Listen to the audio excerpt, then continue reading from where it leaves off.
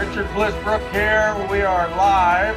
We sit here today with none other than Mark Victor Hansen, Bob Proctor. This is Kendra Hall. Sonia Stringer. Jack Canfield. DeWitt Jones. James Clear. Les Brown.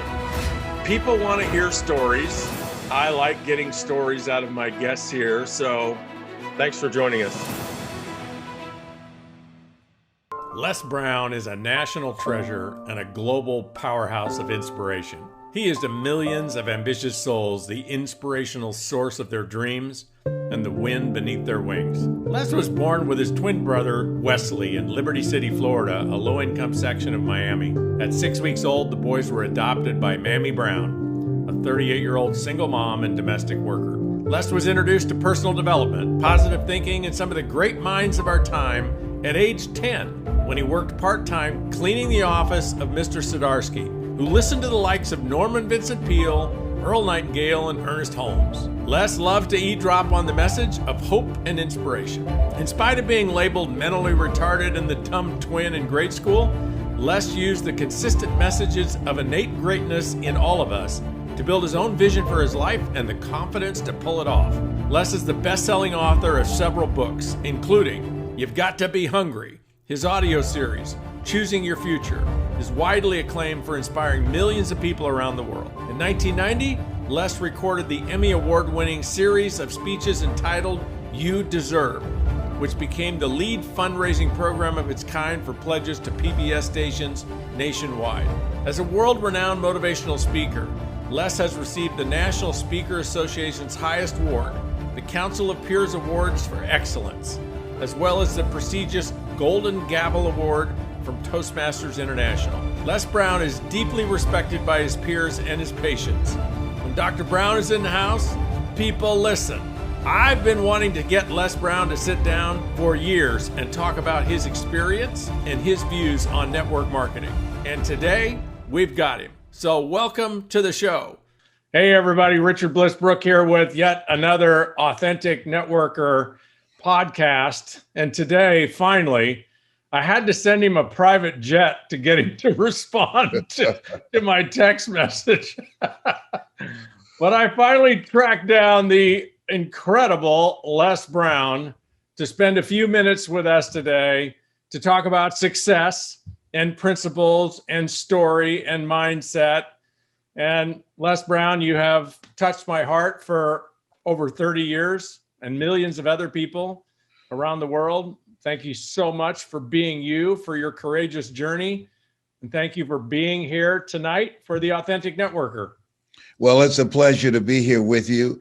And thank you for who you've been in terms of bringing light and giving people opportunities that will allow them to live their dreams rather than their fears. So it's a plum-pleasing pleasure as well as a privilege to be here to spend some time with you. Look what I got, Les. Yes, absolutely. Yes. Too many people are not living their dreams. They're living their fears. They are.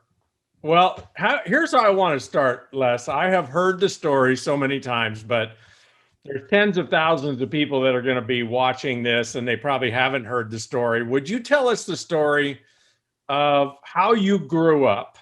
Because you overcame some extraordinary obstacles, and you tell that story so beautifully, and it'll set us up to talk about the success principles that you've been sharing worldwide for your whole life.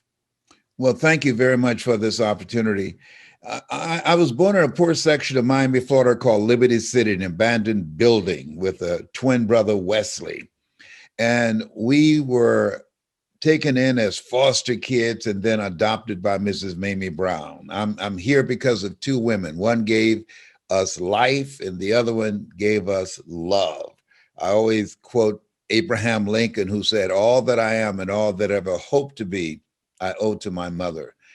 And when I was in the 5th grade, I was labeled educable mentally retarded, put back from the 5th grade to the 4th grade and failed again when I was in the 8th grade. But I had this high school teacher who was very much had a personality like you. I was in his class looking for a friend. He said, "Young man, go to the board and work this problem out for me." And I said, "Sir, I can't do that." And he said, "Why not?" I said, "I'm not one of your students." And he said, "Well, do it anyhow." And I said, I can't, sir. And the other students started laughing, saying, he's Leslie. He's got a twin brother, Wesley. He's DT. And he asked, what's DT? He's the dumb twin. And I said, I am, sir. And he came from behind his desk and he pointed at me. He said, don't you ever say that again. Someone's opinion of you does not have to become your reality. Do you hear me? And it startled me. You know, it's when we speak, when you have this program, what we do is we interrupt the story that people believe about themselves. We distract, dispute, and inspire. Because when you speak and cause a disruption of how they see themselves, life is built, from my perspective, on disruptions, on transformation, and choices. What we do with the time that we have left, with whatever life throws at us, and it's going to throw some stuff. Forrest Gump said, life is like a box of chocolates. You never know what you're going to get. And that's all I got to say about that.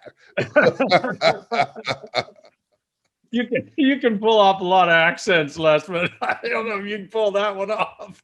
Tell me about disruption. What do you mean by disruption? What is that?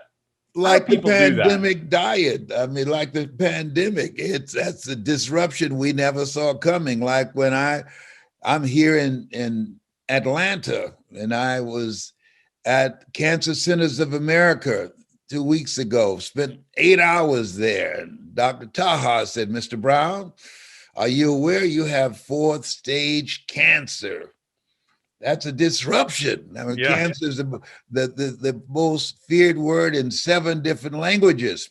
And I asked him, I said, what else? He said, it's metastasized to 7 areas of your body.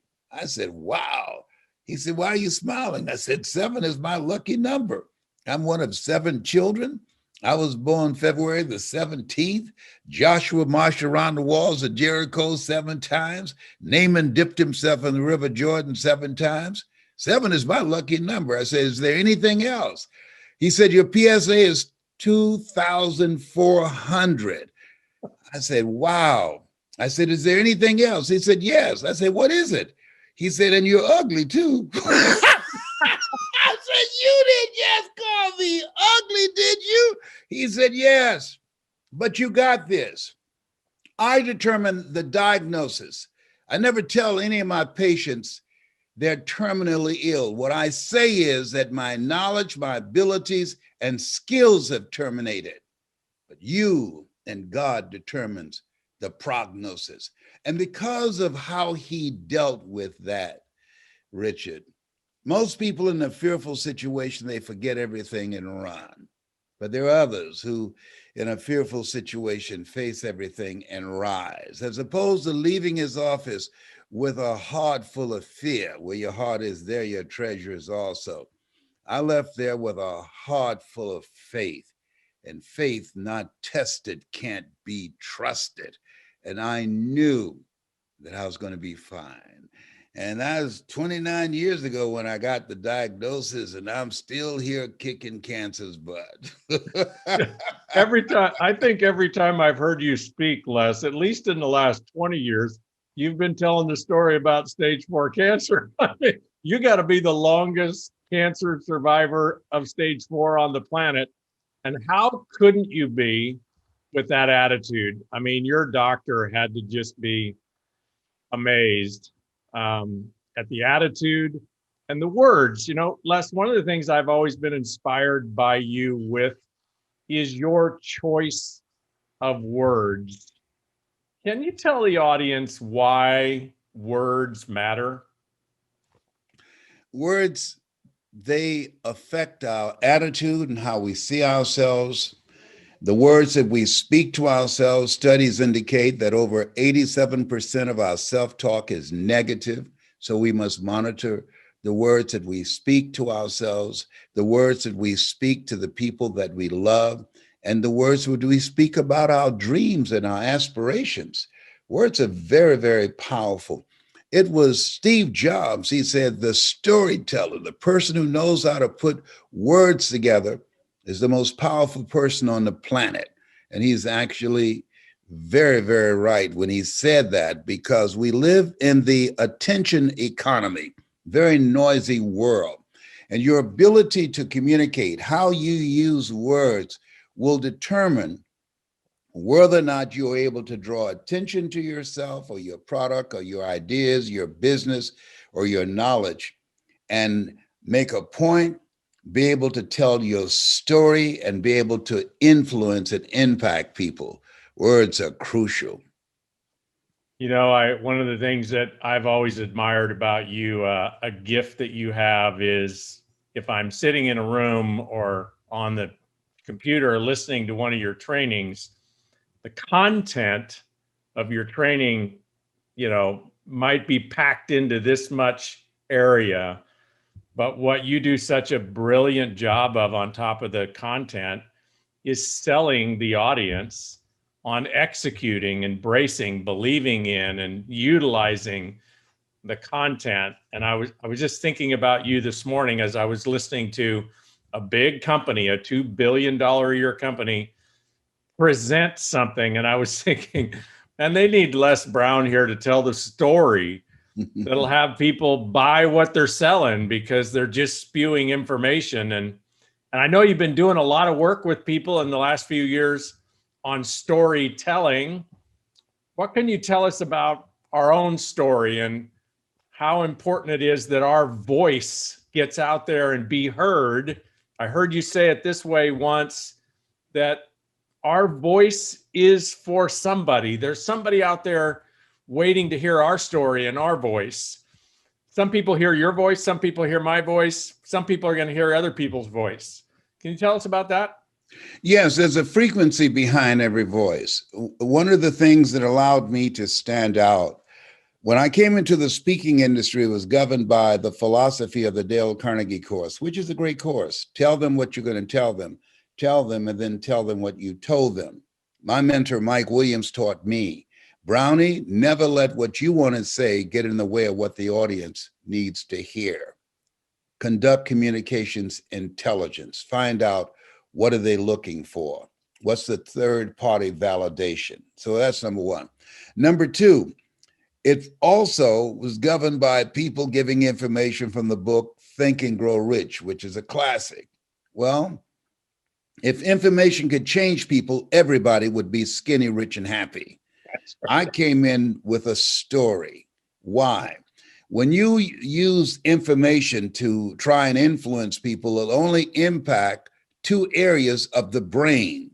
But when you use stories, that impacts 5 areas of the brain, including igniting the chemistry that one experiences when they are in love. So we are emotional people. You want to expand their mind, touch their hearts, and ignite their spirits with stories. So they become, as Mother Teresa would say, a pencil in the hand of God, and start writing a new chapter in their lives.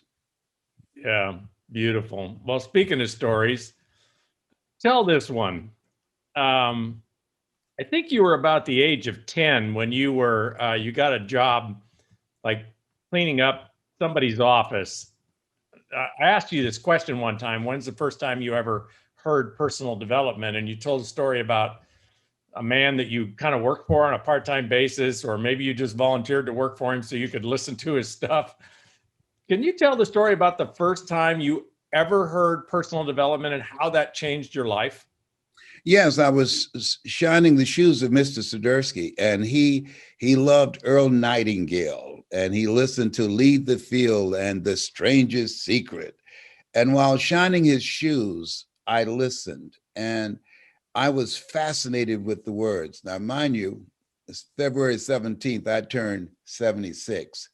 During this time on Miami Beach, they used to have signs that said, Jews, dogs, and coloreds not allowed. So I was in an environment that was designed to oppress and to destroy my sense of self. So hearing these words that changed how I felt, hearing these words that interrupted the culture that I was in, that was designed to marginalize how I saw myself, and systems put in place to keep me from advancing and not acknowledging my humanity. It created a hunger for a bigger life, a hunger and determination that this environment, my circumstances, how adverse that they are, that they're not going to deny me to live the life that I want to live, to take care of my mother. I promised my mother, I said, Mama, when we would go on Miami Beach and she's cleaned homes and she cooked for families and we ate the food left over from the families that she cooked for. She kept their children and we wore the hand-me-down clothes of the children that she kept. And I looked at these big, beautiful homes and I said, Mama, when I become a man, I'm gonna buy you a big, beautiful home just like this. And she said, Leslie, you don't have to do that. I said, I know, but you didn't have to take us in as foster kids and adopt us either. She never had any children herself. She had a third grade education and she took in 7 foster kids and eventually adopted all of us. So Wow. I wanted to take care of her. I said, when I turn 18, you'll never pay another bill. I'm going to set you down. And I took care of my mother and bought her a home until she made her transition at 89. You can Wow. tell I am a mama's boy. I gave her not only a Mother's Day card, but Father's Day cards too, because she was a mother and she served as a father. So she is everything to me. Yeah. And so, Les, you've had an interesting journey, being a disc jockey. You've had your own television show. You were a Ohio State congressman for 4 or 5 years, married to Gladys Knight. I mean, you're, you've had an incredible journey. What is it that had you gravitate to being a life changer, an inspirational speaker, author, and coach? What is it about that journey of personal development that's how you spent your life? Because that's what impacted me. I believe that we were chosen out of 400 million sperm to do a greater work. A job is what you get paid for. A calling is what you're made for. A calling is something that you love so much, you love it so much, you do it for nothing, and you do it so well that people will pay you to do it. And I used to just volunteer to speak because I wanted to impact other people's lives as Mr. Washington had impacted my life. And then people start asking me to speak for them. If you Google the people watching Les Brown speaking in the Georgia Dome, they'll see me speaking to over 80,000 people. And Yep. so the way I got there, doing what I feel that is my calling, that is the making of my life. I was born to speak. My children tell me I speak in my sleep.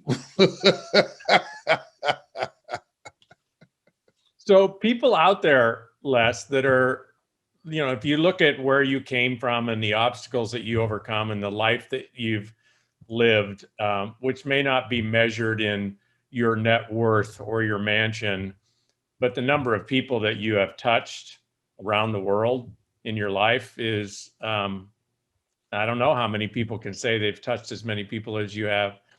And I believe the reason you've touched so many people is you've found your gift, you found your jam, you found your bliss. What would you say to people that are out there that, they're living in doubt, they're living in worry, they're living in fear, they haven't found their groove, they're struggling?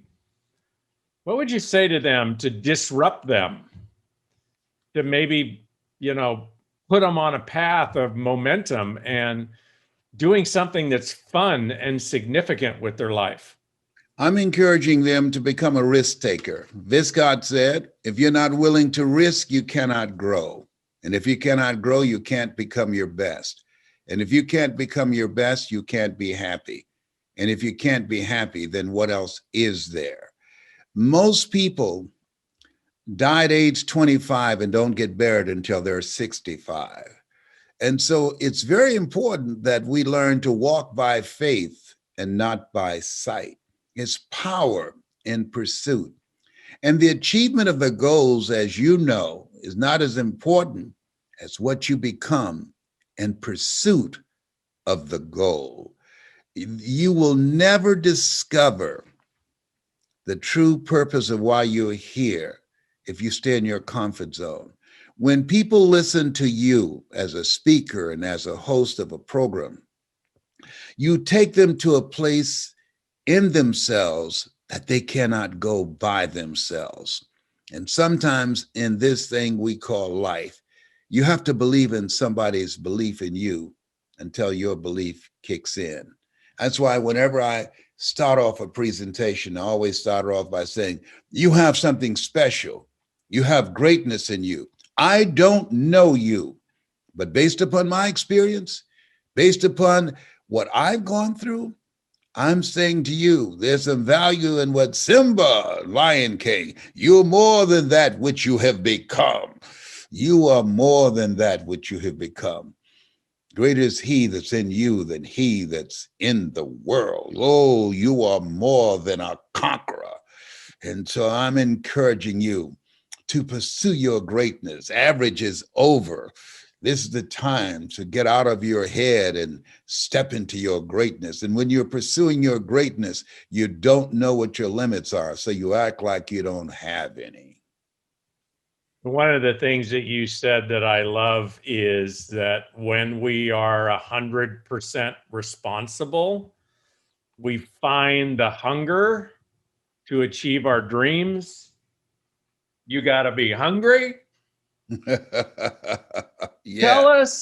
Tell us a little bit about 100% responsible, because that might land for somebody who's living in doubt, worry, and fear and struggle as, what do you mean I got to be 100% responsible? Sounds to me like it's easier to blame my plight on somebody else. How is being 100% responsible a game changer for people? People who are governed by hunger, they find a way to win. People who are hungry, they take no prisoners and eat the wounded.